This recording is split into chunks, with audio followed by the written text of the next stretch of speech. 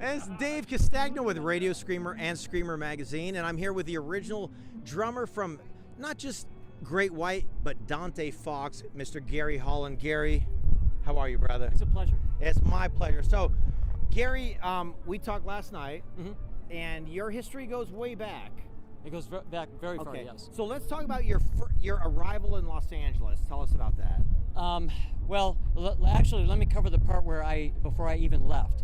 I was in upstate New York, and I would just pretty much finished high school. I didn't graduate, but just finished high school. I had a broken down Volkswagen and $80 in my pocket, and I loaded everything I could into my VW, and I drove 3 days and nights to get to Venice.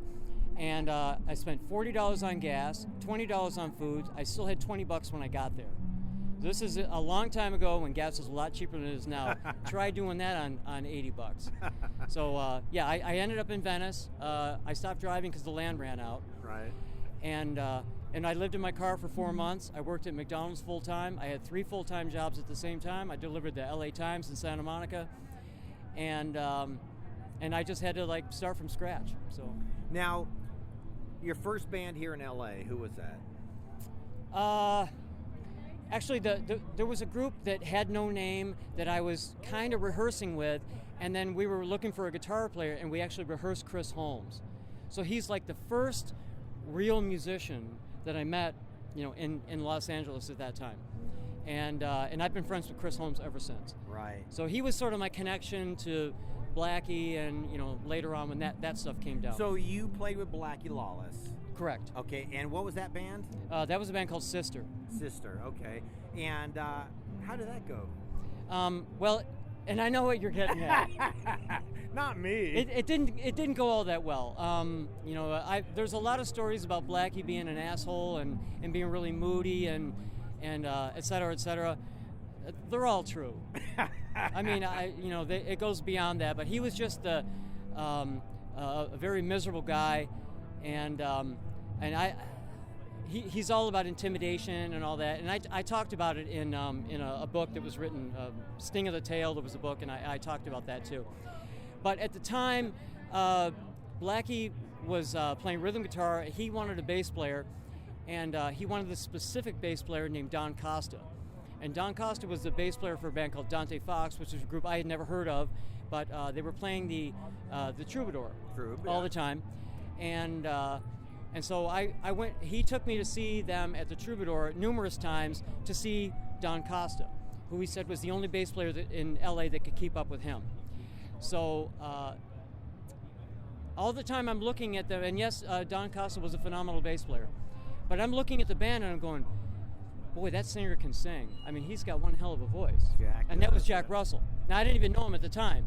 And the guys in Dante Fox, they knew how to write songs. They had a sense of melody, and Jack had a phenomenal voice. They appreciated background harmonies, but really it was just Jack Russell and Mark Kendall singing. Tony Richard wasn't singing, and Don Costa wasn't singing. So I thought, well, if I could add a voice right to that, it might really become something. And Tony was a decent drummer, but I thought I was better for that gig than he was. Okay. So I don't want to say anything bad about Tony's playing, and believe me, if there's something bad to be said, I'll say it. Right, I know that, Gary. But Tony's a good player, but I just thought I was better for that band. In fact, let me segue just for a second here. Sure, absolutely. I was the original drummer for Dokken, and when Mick Brown came into it, I have to say, Mick was better for that band than I was. Okay. And so he took the gig away from me. Mm-hmm. But there's more to that story too. Okay. It had to do with Don wanting a song that George Lynch had, and the easiest way to get the song was to get George. Okay. We'll dig into that deeper later. But go ahead. Okay. So you joined Dante Fox. Yeah. So first I left Blackie. Left Blackie. I left Sister, and then I didn't want to really be without a band for very long. And one night I just happened to be at the Troubadour, and I saw Mark Kendall walking around through the Troubadour, much like I just saw him walking around upstairs just now with this really stupid look on his face. So I went up to him and I said, okay, you and your drummer, is this till death do us part or what? And he said, not really. I mean, why? And I said, because you guys need a new drummer, and I'm him. and he said, "Can you sing?" I knew right then I was in. So I said, "Yeah, I can sing lead." He said, "Let me go get my singer." So we went and got Jack. Jack was like 19 years old. He was fresh out of Ione. Do you really need to do that right now?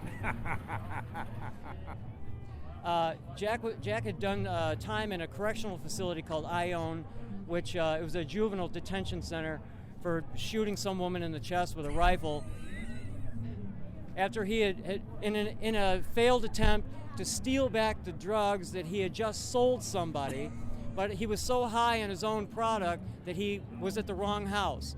So the housekeeper answered the door. He's standing there with a gun. She slams the door. He fires through the door, hits her in the brooch, bounces off into her shoulder where that bullet remains today. So he ended up getting 8 years in Ione for that, and he was on a bus shackled on his 18th birthday. They let him out 18 months later. Not sure that was a great idea, right. but I met him just after he was out. So he had real short hair, and he was all happy to meet me. And actually, oddly enough, Jack and I hit it off immediately. So like Jack and I were like brothers almost overnight. So when I left the band, I went from like being brothers with him to like being completely estranged overnight. Right. Like that. That was really difficult because I didn't really have. You're fired. I didn't really have like family to speak of, so Jack was like the closest thing to family that I had. Right. And like to lose him like that, under really horrible circumstances was very difficult. Sure. So, where do you want to go from there? Okay, so you record the first EP. Is it an EP or an album? Well, the first one we did was an EP. EP. Okay, yeah. So Down on Your Knees. Yeah, actually, let me take you back to the. You have to take everything in the proper context of the situation as it was back then. When I met those guys in Dante Fox, they were a backyard party band from Orange County that had never done anything. Nobody knew of them. They were, they were a talented bunch of guys, but nobody knew them. Okay. Meanwhile, I had played all over Hollywood. Everybody knew me. I had played with Blackie and toured Europe with Dokken already. Okay. So.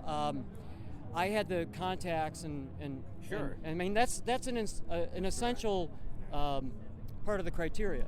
Right. So at that point, I brought Don Dokken into it. Don Dokken brought Alan Niven into it, who later ended up managing Guns N' Roses. Sure. And Don brought Michael Wagner into it as a producer, who ended up producing everybody, Skid Row and White Lion and Warrant and Metallica and you name it. Sure. So then Niven arranged for some kind of financing so we could get in the studio, and we went in. We recorded at Total Access, and we did a 5-song EP in a weekend. And then Niven arranged to get that on KMET into hard rotation, and boom. I mean, we went from hoping to get 100 people at the Troubadour to turning away, 1,100 people or 700 people at a show. Right. So yeah, we did great. So now you and Jack had a falling out eventually. Right. Years later. How'd that come about? Well, it came about when there's a part of the business that transcends the music part of it, and it has to do with money and control. And some people want total control of an organization, right? And they recognize that when there's someone who is a threat to obtaining total control. Absolutely. And so I was a person who was asking all the right questions, but the wrong questions for them. Right. So I was asking the right questions and not getting the right answers, and it was clear that I was going to be on to something at some point. So I think the manager, which I really hate to mention his name, but he knew that he had to get rid of me at some point. So Alan Niven? Yeah. Your words, not mine. So they managed to find a way to get rid of me, and but it just had to do with control and money. So how many years between yours and Jack's estrangement did you guys mend fences? It was 28 years later. 28 years. Yeah. And how'd that come about? Well, I noticed online that he was reaching out to me, and but it was in very subtle ways. But I figured if he really wants to talk to me, I'm going to make him work for it. Sure, absolutely. So I did. So I finally did get a phone call from him. Right. And when we talked on the phone, it was like within 30 seconds, we were like already 28 years back there, right? So we were just like, the thing that drew us together in the beginning was the same thing that drew us together 28 years later. So, I mean, I talk to him all the time. And what is that, a criminal past? No, I'm just kidding you, yeah, Gary. a criminal intent, criminal something, yeah. And so, I know you appeared on his show. You phoned into his radio show. Right. And where are you guys at now? Well, I've appeared on stage with him a number of times so far. Okay. And I'm scheduled to appear on stage with him again, but I'm trying to get him to appear on stage with my group. Absolutely. Which I have a group called Heaven Lies Here. No, that's where we're going right now. Okay. So we have a show coming up, okay. And I talked to him already about this, about getting on stage. And I think it should be a reciprocal thing. Absolutely. And I may have to like push that point with him a little bit, but so let's talk about your new group. Okay. Okay, let's hear it. Heaven Lies Here. Heaven Lies Here. Okay. And what's your sound? What's your vibe? I mean, what do we expect from you? Well, it's her again. She's fired, man. Okay. She's very dedicated to her job. Yeah. So I actually met my guitar player, Corey Whitehead, okay.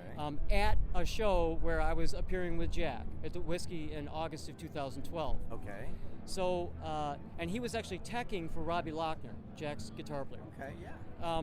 So that's how I met him, and afterwards he said, I've got this project and we need a drummer, etc. And he sent me a lot of material online, which I really loved it. It's a very diverse sound, and Corey's area of expertise is really flamenco guitar. Okay.